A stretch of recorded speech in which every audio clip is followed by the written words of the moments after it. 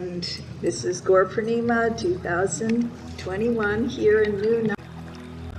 All glory to Lord Chaitanya Mahaprabhu, all glory to Lord Nityananda, all glory to Sri Advaita, and all glory to all of the devotees of Lord Chaitanya. Hare Krishna. We do have this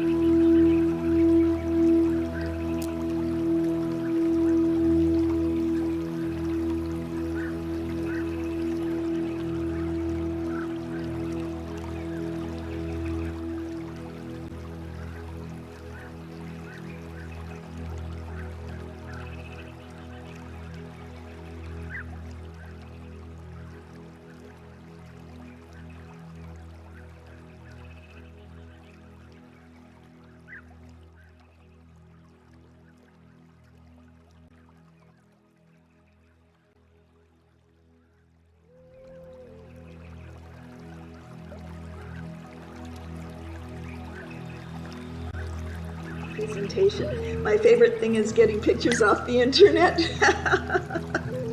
The scriptures proclaim that Lord Krishna previously descended to take away the burden of the earth. To take away this burden, however, is not the work of the Supreme Personality of Godhead. The maintainer, Lord Vishnu, is the one who protects the universe. When the complete Supreme Personality of Godhead descends, all other incarnations of the Lord meet together within him. Lord Narayan, the four primary expansions, Vasudev, Sankarshan, Pradyumna, and Aniruddha, Matsya, and other Lila incarnations, the Lila avatars, the Manvatara incarnations, and as many other incarnations are there, all descend in the body of Lord Krishna. In this way, the complete Supreme Personality of Godhead, Lord Krishna himself appears. The Lord's desire to appear was born from two reasons. The Lord wanted to taste the sweetness of the mellows of love of God, and he wanted to propagate devotional service in the world. He wanted to share it. On the platform of spontaneous attraction, thus he is known as the Supreme Jubilant and as the most merciful of all. Lord Krishna thought, as the universe was filled with the conception of my majesty, but love weakened by that sense of majesty does not satisfy me. If one regards me as the Supreme Lord and himself as subordinate, I do not become subservient to his love, nor can he control me. Oh, my dear damsels of Raj, your affection for me is your good fortune. It is the only means by which you have obtained my favor. If one cherishes pure loving devotion to me, thinking of me as his son, his friend, or his beloved, regarding himself as great, and considering me with his equal or inferior, I become subordinate to him. My friends climb on my shoulders in pure friendship, saying, "What kind of big man are you? You and I are equal." If my beloved consort reproaches me in a sulky mood, it steals my mind from the reverent hymns of the Vedas.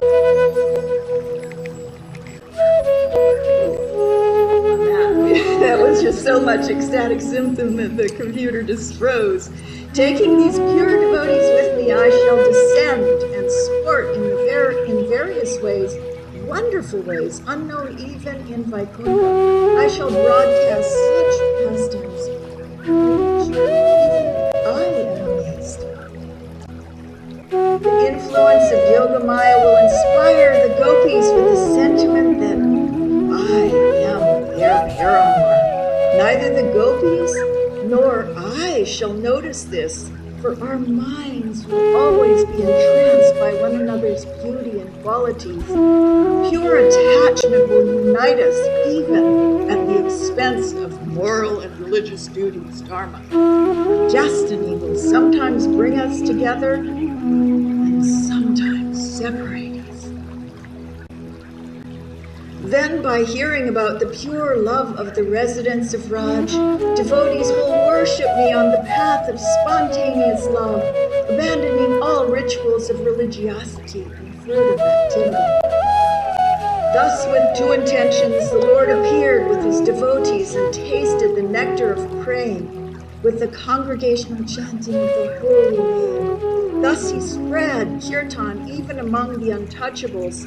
He wove a wreath of the holy name and prema, with which he garlanded the entire material.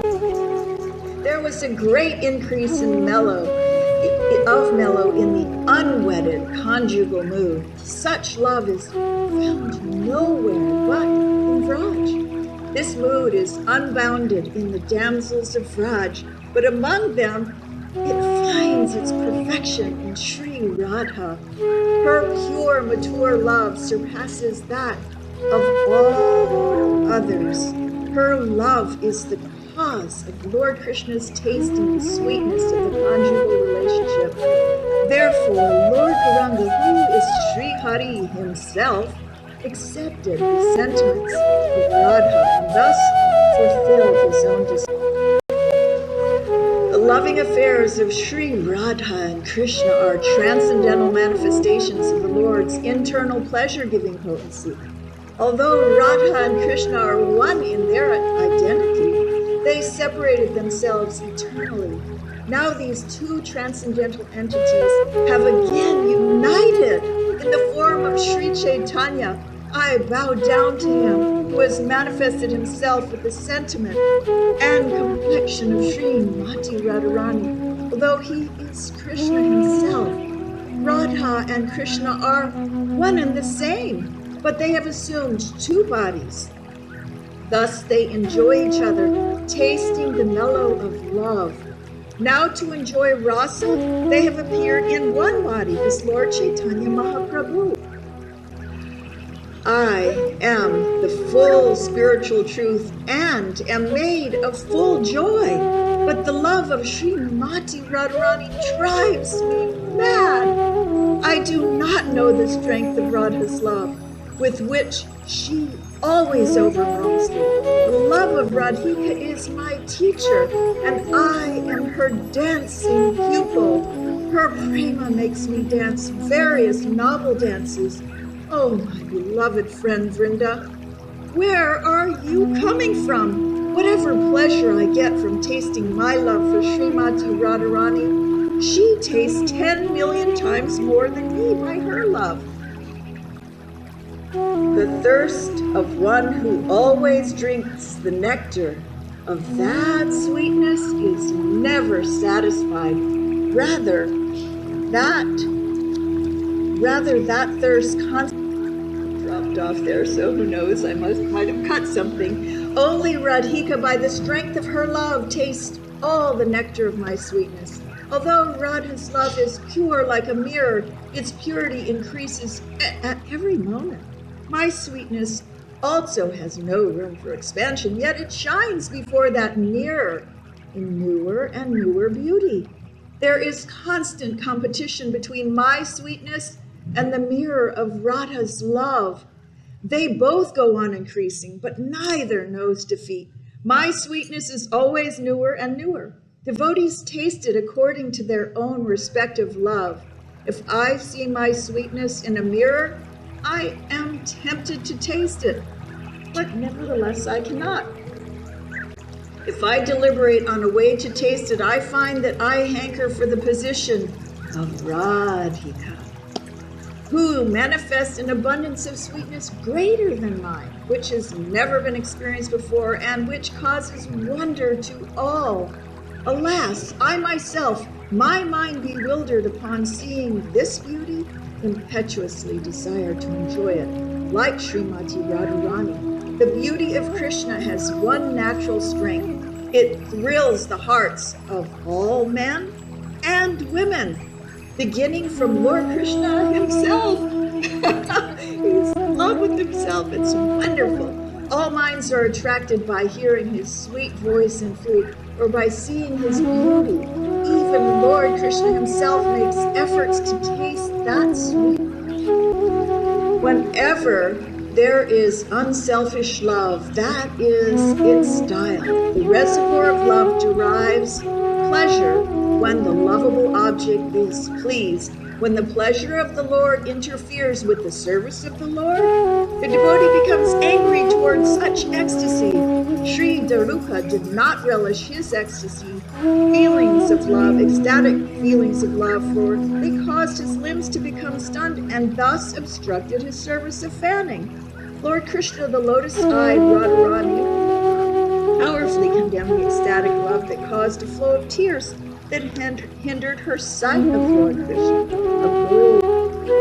The natural love of the gopis is devoid of any trace of lust. It is faultless, bright, and pure like molten gold. Gopis are helpers, teachers, friends, wives, dear disciples, confidants, and serving maids of Lord Krishna. Oh, Partha, I speak to you the truth. The gopis are my helpers, teachers, disciples, servants, friends, and consorts. I do not know what they are not to me. My dear friends, just see how Sri Krishna is enjoying the season of spring, with the gopis embracing each of his limbs. He is like amorous love personified, with his transcendental pastimes, enlivens all the gopis in the entire creation. With his soft bluish black arms and legs which resemble blue lotus flowers, he has created a festival for Cupid. Lord Sri Krishna Chaitanya is the abode of Ras. He himself tasted the sweetness of rasa in endless ways. Desiring to understand the glory of Radharani's love, the wonderful qualities in him that she alone relishes through her love, and the happiness she feels when she realizes the sweetness of his love, the Supreme Lord, Hari, richly endowed with her emotions, appeared from the moon, Srimati Sachi Devi, as the moon appeared from the ocean. Once Lord Krishna considered within his heart, everyone says that I am complete with bliss, full of all rasas, all the world derives pleasure from me.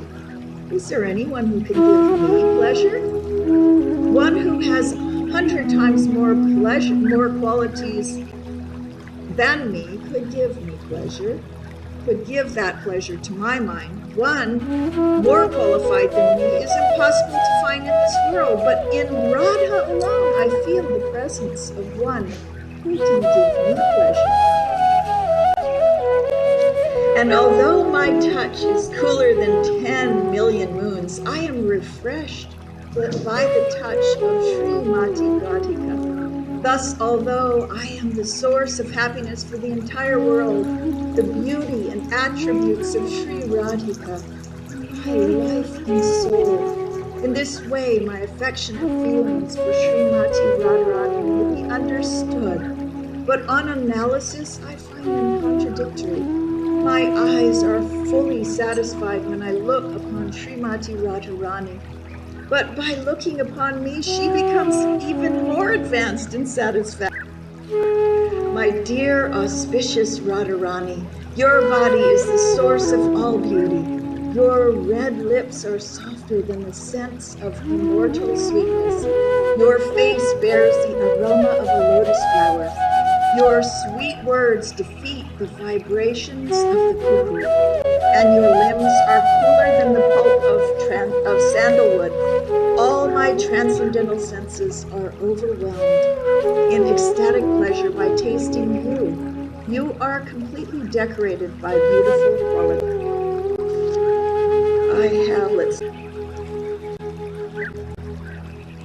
My time is up. The best is yet to come. To be continued. Woohoo! Hare Krishna, Jai Sri Chaitanya Mahaprabhu. 3 more ecstatic bits. Hare Krishna.